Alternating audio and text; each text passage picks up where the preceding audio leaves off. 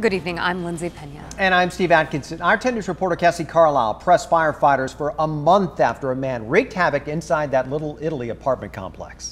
That's exactly right. Now, that man was able to flood 8 stories of 1810 State Street. And when residents told us that a safety feature left them trapped inside, we asked the fire marshal for answers. Tonight, he tells us the problem is a breach of the fire code.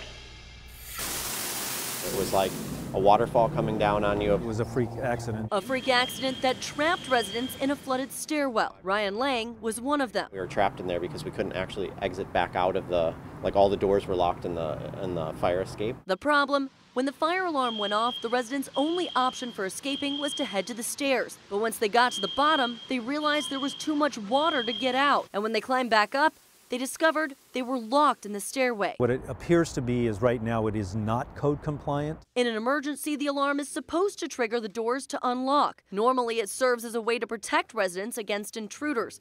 But in this case, it left them with nowhere to go. When you're in an interior stair, that it's supposed to be openable from the egress side and the ingress side without any special knowledge. He said building management is being notified of the problem and given 3 options to fix it, an issue he says would have come up in their annual inspection. So we were right about the time frame that within the next 2 or 3 months we would have been in that building.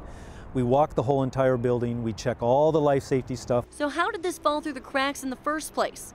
The building's approved plans on file show the fire code was missed in the developing stages. And the onus is truly on the architect, because the architect is the design professional that knows these codes inside and out. Now, thanks to Chief Perry, a fix is on the way. Channel 10 should take credit for it because of the phone call that you made to me and got me involved with it. And if this building was 1 story taller, it would have fallen under stricter codes. So if you have any questions about this being a problem in your building, make sure you talk with your management. Wow, you've been on this. I mean, like you said, you've been pressing for answers on this.